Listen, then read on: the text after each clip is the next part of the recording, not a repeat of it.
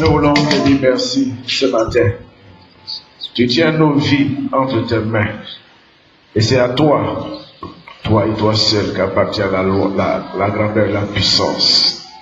Qui suis, Seigneur, pour parler de ta part. C'est pourquoi, Seigneur, je m'incline devant ta sainte face. Et que, Père, je sois un instrument entre tes mains. Je prie pour que tu disposes le cœur de ton peuple à écouter ta parole. Je sais que quand tu nous parles, c'est pour nous guérir, c'est pour ouvrir nos yeux. Nous te bénissons parce que tu l'as déjà fait au nom de Jésus-Christ. Amen. Je voudrais ce matin qu'on parle des enfants. Vous dites Amen. Nous allons parler ce matin des enfants. Je vous invite à lire le psaume 127, les versets 3 à 5.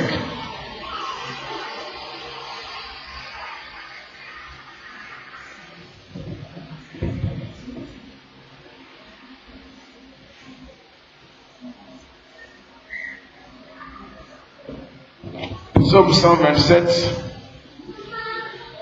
Aujourd'hui, notre assemblée allait très loin. Sur la feuille de présent, je mets Église de Pentecôte, assemblée de la Riviera, Bonomé. Donc, je lis. Mais oui, les enfants sont un trésor, la récompense donnée par le Seigneur. Les fils qu'un père reçoit dans sa jeunesse sont comme des flèches dans la main d'un combattant. Il est heureux l'homme qui a rempli sa maison de telles armes. Quand il se défendra contre ses ennemis au port de la ville, il ne sera pas couvert de honte. Amen. Quelqu'un peut me lire Marc chapitre 10, le verset 14.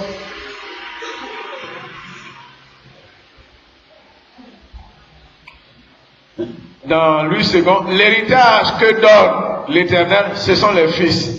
Les enfants sont une récompense. Marc 10, verset 14.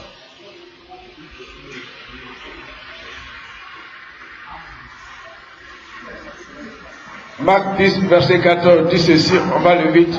Oui. Jésus, voyant cela, fit des signes de leur dit, laissez venir à moi les petits enfants, et ne les en empêchez pas, car le royaume de Dieu est pour ceux qui leur ressemblent. Amen. À travers ces versets que nous venons de lire, Amen, nous constatons ici que l'enfant que Dieu donne est un don de l'Éternel. L'enfant est un trésor. Amen. L'enfant est un trésor. Ce matin, je vais parler du thème. Dieu utilise les enfants pour des tâches spéciales. Dieu utilise les enfants pour des tâches spéciales. Et je vais prendre 3 exemples. Nous voyons bien ici que l'enfant est un don. L'enfant est un trésor. Et le Seigneur dit, laissez venir à moi les petits enfants, car le royaume de cieux leur ressemble. Donc Jésus invite les disciples à laisser les enfants venir à lui, puisqu'il les empêchait de venir vers le Seigneur. Dis à ton frère, n'empêche pas les enfants de venir à Dieu. Parce que Dieu a des grandes missions avec les enfants. Parce que le Seigneur veut se servir des enfants. Il a une mission à accomplir avec les enfants. Ton enfant que tu as, Dieu a une mission pour lui. Lisons Exode, chapitre 2.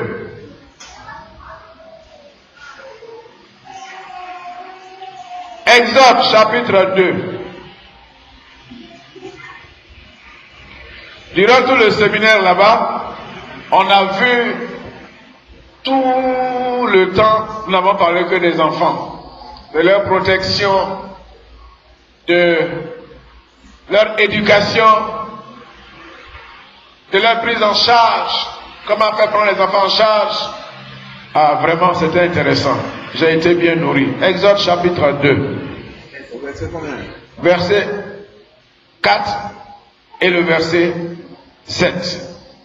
Exode chapitre 2, verset 4 et 7. et 7. La sœur de l'enfant se tint à distance pour savoir ce qui lui arriverait.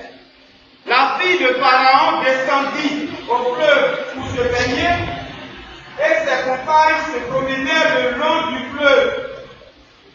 Elle aperçut la caisse au milieu des roseaux et elle envoya sa servante pour la prendre. Elle l'ouvrit et vit l'enfant. C'était un petit garçon qui pleurait. Elle en eut pitié et elle dit, c'est un enfant des Hébreux. Alors la sœur de l'enfant dit à la fille de Pharaon, veux-tu que j'aille te chercher une nourrice parmi les femmes des Hébreux pour allaiter cet enfant? Amen. Oh. Ici, il s'agit du bébé Moïse. Quand Moïse est né, la Bible dit que les enfants d'Israël, sur la parole de Dieu qui avait dit à Abraham que tes enfants seront dans un pays où ils seront esclaves pendant 430 ans. Mais je vais juger la nation à laquelle ils seront asservis. Alléluia. Donc la Bible dit que tellement que les enfants étaient devenus nombreux, les Égyptiens avaient peur. Ils disent que si nous laissons ce peuple-là continuer à grandir, le jour où on aura une guerre avec une autre nation, ils vont être d'accord avec cette nation et ils vont nous combattre. Empêchons-les de devenir nombreux. Voilà ce que vous allez faire. Il appelle les sages fabonnés. Chaque fois qu'une femme israélienne mettra au monde un enfant, si vous trouvez que l'enfant est un garçon, tuez-le. Alléluia.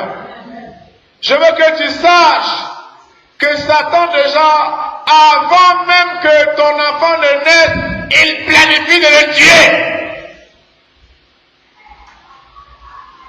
Donc, quand les enfants des Israéliens naissaient, qui étaient des garçons, c'était difficile.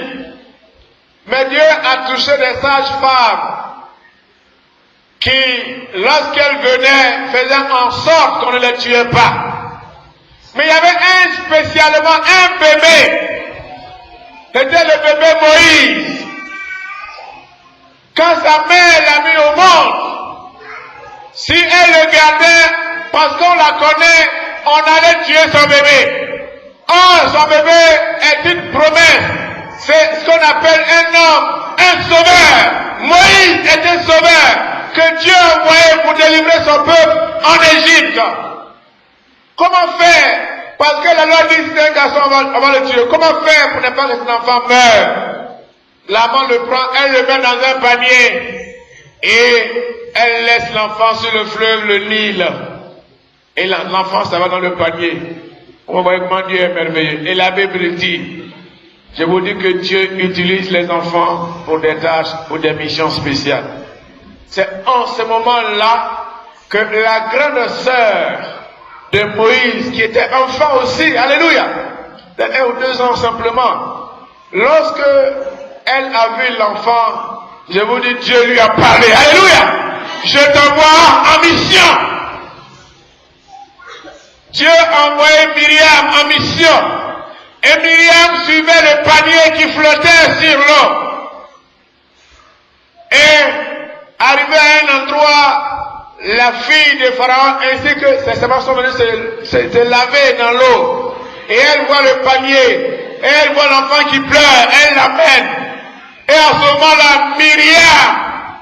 Myriam qui suivait depuis son petit frère, elle vient auprès donc la fille de Pharaon. Et la fille de Pharaon dit, oh, c'est un bébé israélien, ne le tuons pas. Et la fille lui dit, veux-tu que j'aille chercher quelqu'un pour l'allaiter? Lorsque la fille de Pharaon a demandé, elle dit, maîtresse, il n'y a pas de problème. Et Myriam va aller appeler qui? Sa propre mère. Myriam va appeler sa propre mère qui viendra prendre Moïse pour aller l'élever. Alléluia. On lit l'histoire, elle est amusante. Mais on ne se rend pas compte que Dieu a utilisé Myriam pour sauver qui? Pour sauver Moïse. Dieu a utilisé les enfants pour sauver des grandes personnes. C'est pas un hasard, mais Dieu l'avait planifié pour que Myriam soit l'élément par lequel il allait passer pour sauver le bébé Moïse. Et c'est ce que Myriam a fait. Dieu utilise les enfants pour des missions spéciales. Et vous savez bien que Moïse, lorsqu'il a grandi, il est devenu le sauveur de toute la nation d'Israël. L'homme par qui Dieu fait des miracles. Celui qui a écrit les livres, qu'on appelle les 5 premiers livres du Nouveau Testament. Alléluia. La Genèse, Exode, Lévitique, Nombre et Deutéronome. Celui qui a écrit les 5 livres. Et il a été un serviteur puissant. Mais il a fallu qu'une petite fille, sa sœur, Dieu passe par elle pour lui sauver la vie. Gloire à Jésus-Christ. Les enfants sont précieux. Les enfants sont importants. Alléluia. Lisons 1 Samuel chapitre 3. Dieu utilise les enfants pour des tâches spéciales. 1 Samuel chapitre 3. On va lire le verset 7 et puis 10 et je vais lire rapidement, on va aller. Gloire à Dieu.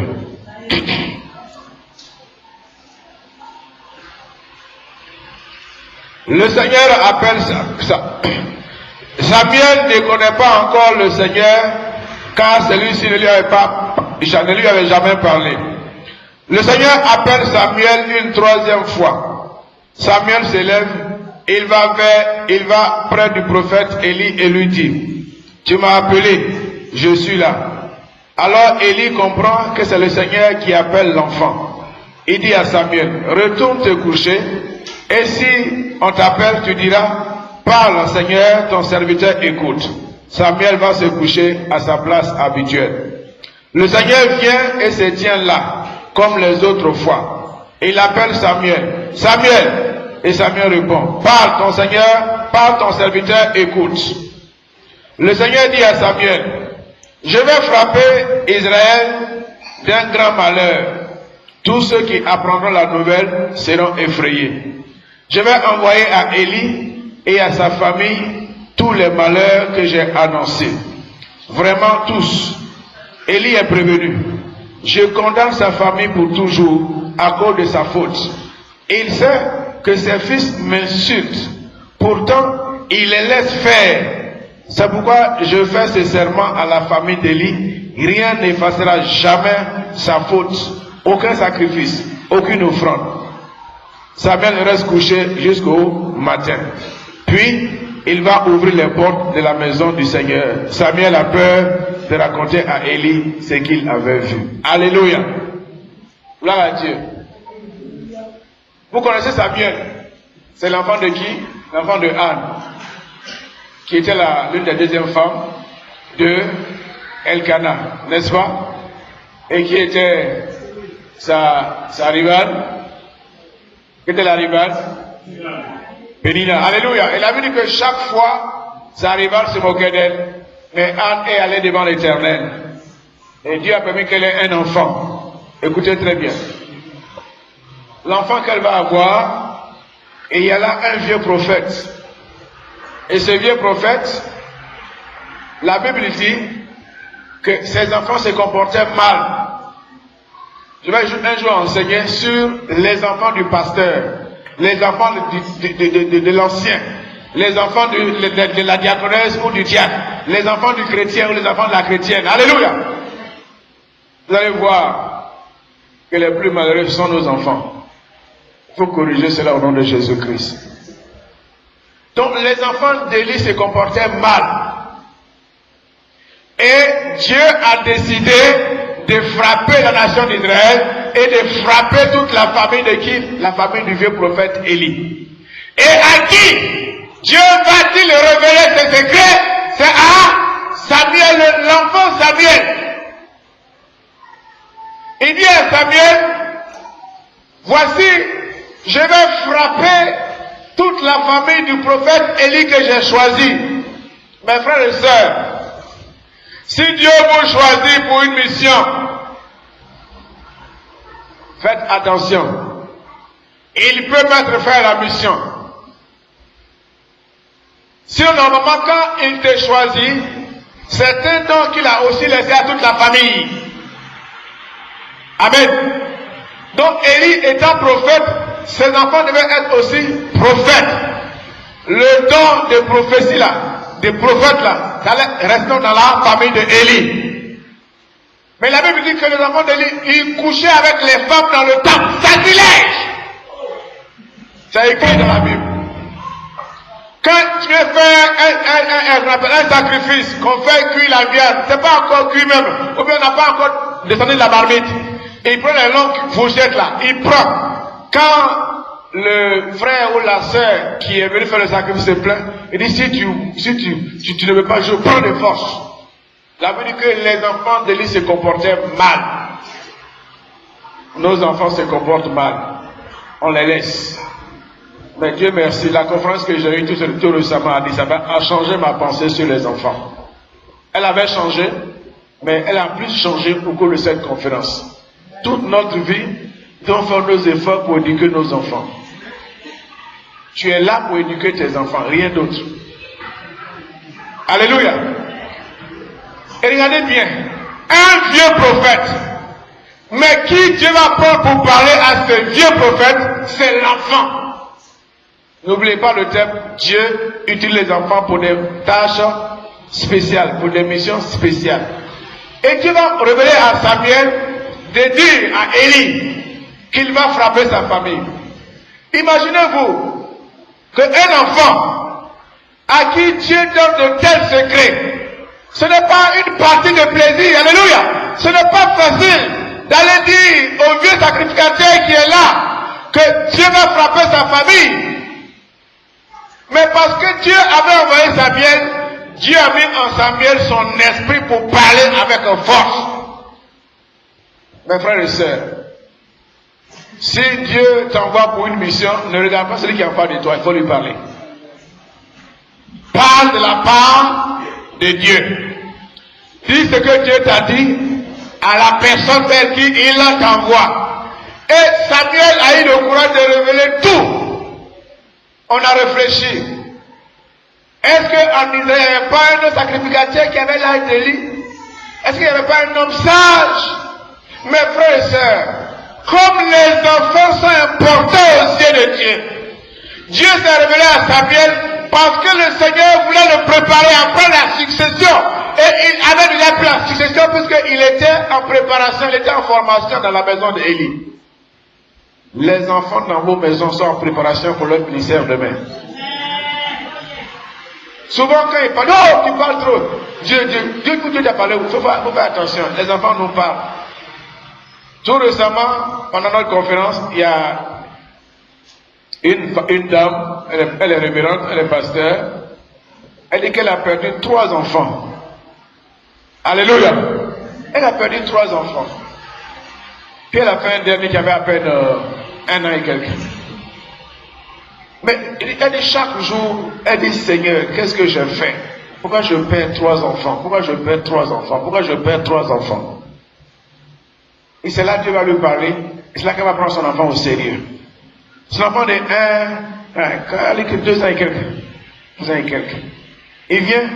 Maman, ça va? Ça va? Elle dit, elle était surprise de son sourire, de sa joie.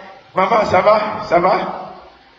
Anne, Françoise, et puis il y a un autre là, dans leur langue là. Ils sont 3. Papa et maman, je les ai vus hier, on a joué ensemble. Mais ne t'inquiète pas, on va les voir au ciel. Dieu les a sauvés. Dieu m'a montré ça hier en songe. Donc ils sont sauvés. On va les voir. Oh, alléluia. Il a dit que l'enfant a commencé à sauter. Dieu venait de parler à sa mère que ces enfants qui sont morts sont sauvés, ils sont au ciel et que sa mère va les retrouver. Dieu est passé par cet enfant pour consoler sa maman.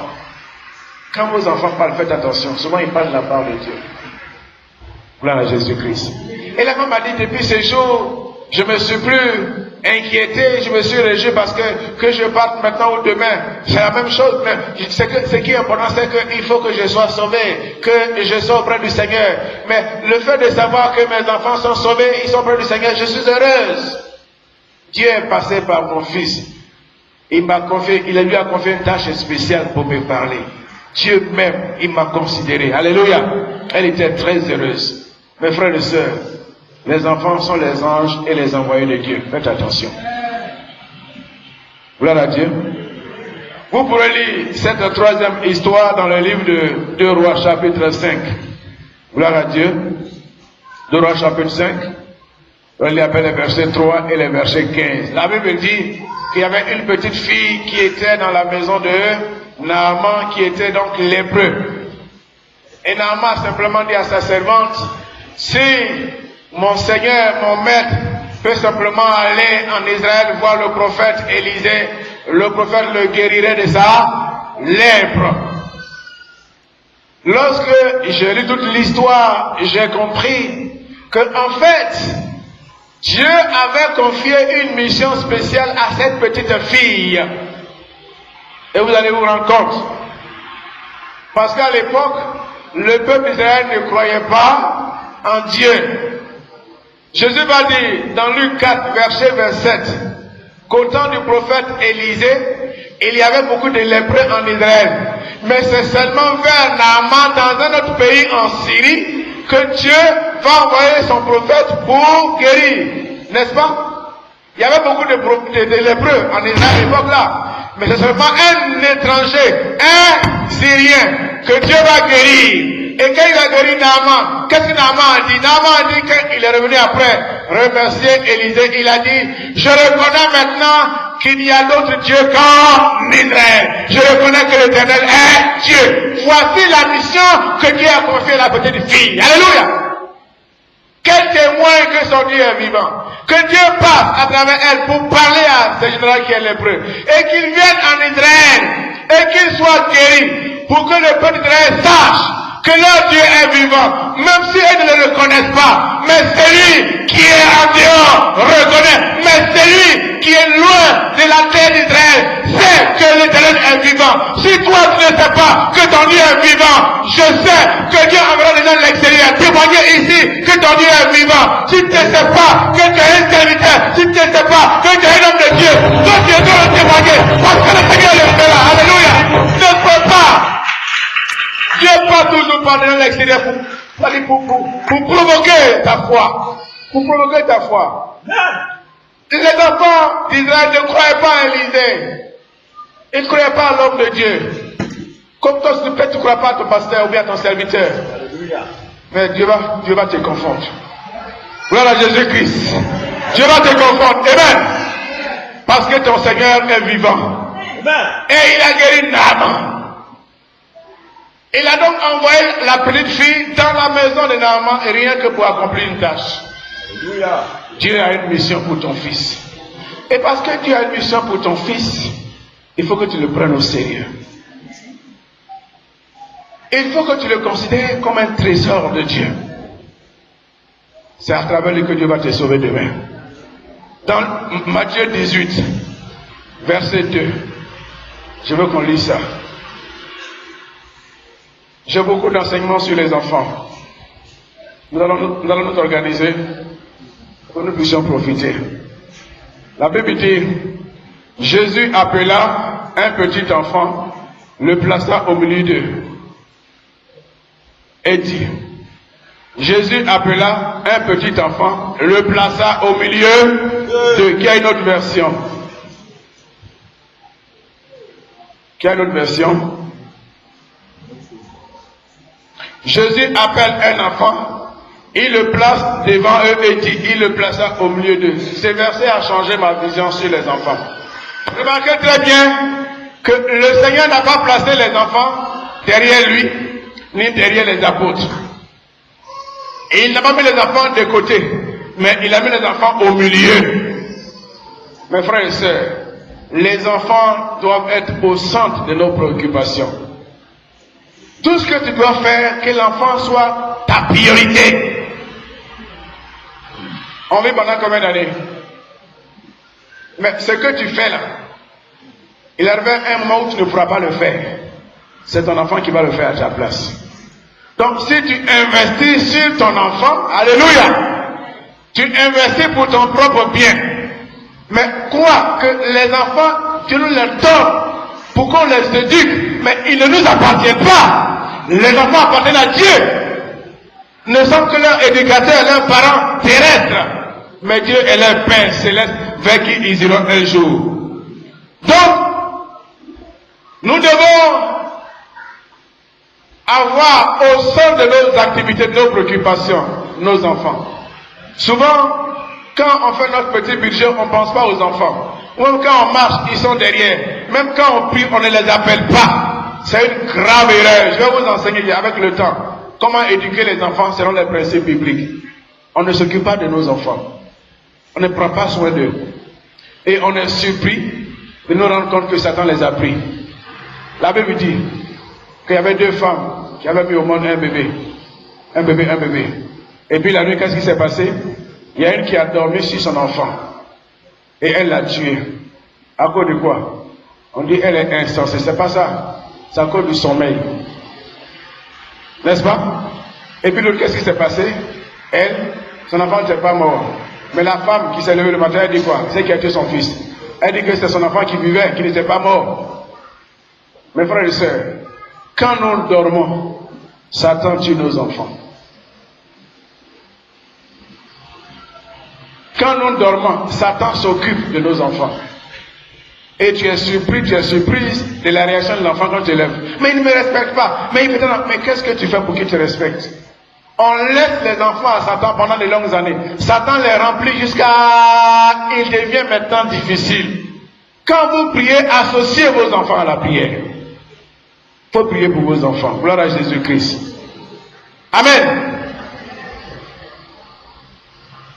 Donc, nous devons prier pour eux. Alors, dans le livre de Matthieu 12, verset, on va lire après. Jésus dit, Père, je te loue, te rends grâce de ce que tu as caché ces choses aux sages, mais de ce que tu les as révélées aux enfants. Dieu révèle des choses spéciales aux enfants. Gloire à Jésus-Christ. Gloire à Jésus. Donc, premièrement, qu'est-ce que tu dois faire pour les enfants à partir de ce matin? Il faut prier pour tes enfants. Ah, lorsqu'elle venait confier l'enfant au prophète Élie, elle a dit quoi? Mon Seigneur, c'est pour cet enfant que je priais. C'est pour cet enfant que je priais. Il faut prier pour ton enfant. Puis même avant de prendre la grossesse, dis Seigneur, donne-moi un enfant qui va te craindre.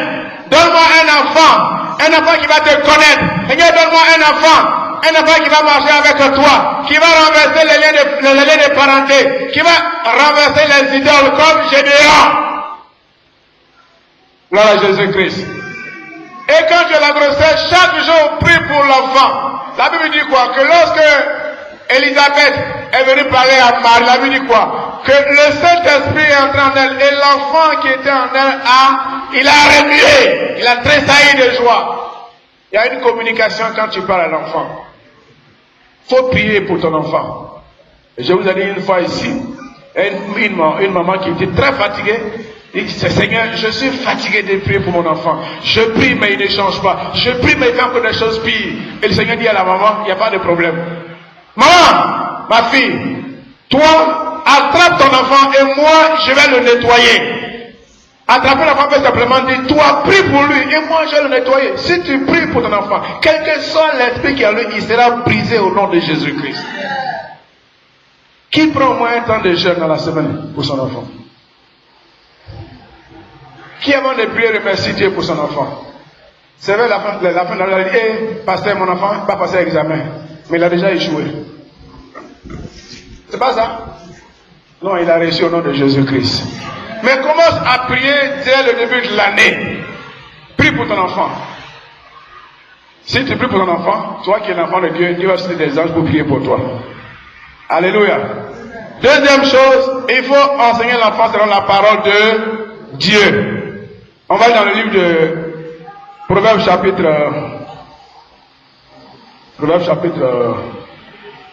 5. Proverbes chapitre 5. D'abord, tous les débuts des proverbes, même dans le livre du Proverbes chapitre 5, verset 1. Mon enfant, fais attention à la sagesse que j'enseigne. Écoute les conseils que mon intelligence te donne. Et quand vous lisez le chapitre 3 également, mon enfant, n'oublie pas mon enseignement, garde mes commandements dans ton cœur. Et le verset 2, le chapitre 2, verset 1, mon enfant, accepte mes paroles, garde mes commandements. Alléluia. Le verset 8, le chapitre 1, le verset 8, mon enfant, écoute les avertissements de ton père, ne repousse pas les enseignements de ta mère. Alléluia. La Bible nous dit tous les jours que le premier enseignant de l'enfant, c'est son père, c'est sa mère. C'est ce que toi tu vis, que l'enfant regarde, comme je vous ai dit. Donc il faut que tu enseignes l'enfant. Mais toi, tu as quoi? Il y a quoi en toi que tu dois comme enseigner l'enfant? C'est ça le problème. Il faut que tu sois rempli de la parole de Dieu. Donne des conseils à ton enfant. Gloire à Jésus. Si tu le fais, le Seigneur bénira ton fils. Gloire à Jésus. Donc ce matin, je veux que tu comprennes une seule chose. Dieu va utiliser ton enfant pour des tâches spéciales. Prie pour lui. Et enseigne-lui à avoir la crainte de Dieu. Si tu le fais, Dieu va te bénir. Gloire à Jésus-Christ. Gloire à Jésus. Les enfants sont un trésor aux yeux du Seigneur. Que le Seigneur nous bénisse. Amen.